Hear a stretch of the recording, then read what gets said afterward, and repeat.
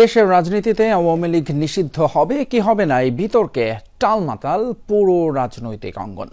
যা শুরু জুলাই আন্দোলনের অন্যতম সংগঠক হাসনাত আব্দুল্লাহর একটি ফেসবুক পোস্ট থেকে। বৃহস্পতিবার রাতে দেয়া সেই পোস্টে হাসনাত লেখেন, আওয়ামী লীগ পুনর্বাসনের সমঝোতা করতে ছাত্র নেতাদের উপর চাপ প্রয়োগ করা হচ্ছে। হাসনাতের পর ফেসবুকে সরব হন অন্তর্বর্তী সরকারের উপদেষ্টা আসিফ মাহমুদও।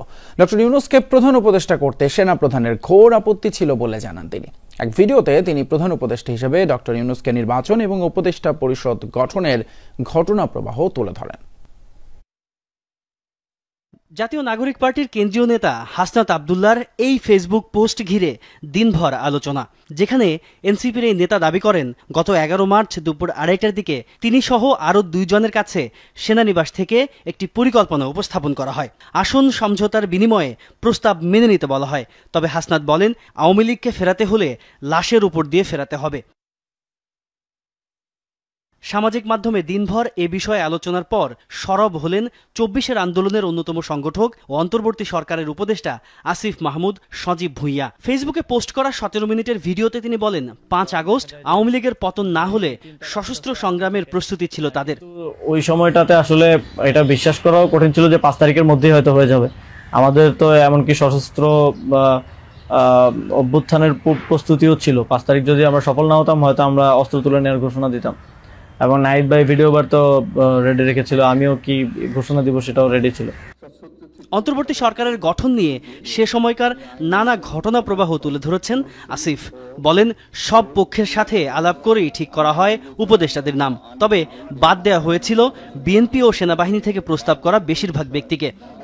আর্মি থেকেও কিছু নাম প্রস্তাব করা হয়, কিন্তু আমরা একটু প্রায় 5-6টা নাম আমরা একটু ঘেটে দেখলাম যে এই লোকগুলো ওইভাবে সর্বজন গ্রহণযোগ্য না। এবং আরেকটা সমস্যা হচ্ছে তাদের অনেকেরই হয় না যে সফট আওয়ামী লীগ অ্যান্ড আওয়ামী লীগের সিভিল সোসাইটি হিসেবে পরিচিত নামগুলো আমরা কেটে দেই এবং সেখানে আর্মি কিছুটা নাকশ হয়। আসিফ মাহমুদ আরও বলেন, ছাত্রদের পক্ষ থেকে প্রধান উপদেষ্টা হিসেবে ডক্টর ইউনূসের নাম প্রস্তাব করা হলে তাতে আপত্তি তোলেন সেনাপ্রধান জেনারেল ওয়াকারুজ্জামান।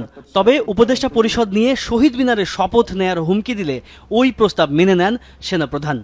ডক্টর মোহাম্মদ ইউনূসের নামে মামলা আছে, তিনি একজন কনভিক্টেড পারসন। একজন কনভিক্টেড পারসন আসলে কিভাবে হতে পারে, একটা দেশের প্রধান উপদেষ্টা হতে পারে?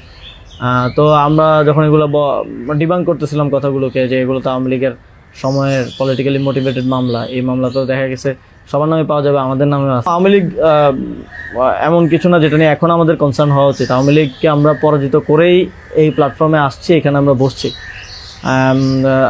আওয়ামী লীগ কি চাইলেও না চলে এটা এখন আর ম্যাটার করে না। অন্তর্বর্তী সরকারের কাঠামো নিয়ে 5 আগস্ট রাতেই বিস্তারিত আলাপ হয়েছিল বলে জানান আসিফ মাহমুদ। 1-11-র মতো ঘটনা যেন পুনরাবৃত্তি না হয় সে ব্যাপারে সতর্ক করেছিলেন ডক্টর ইউনূস।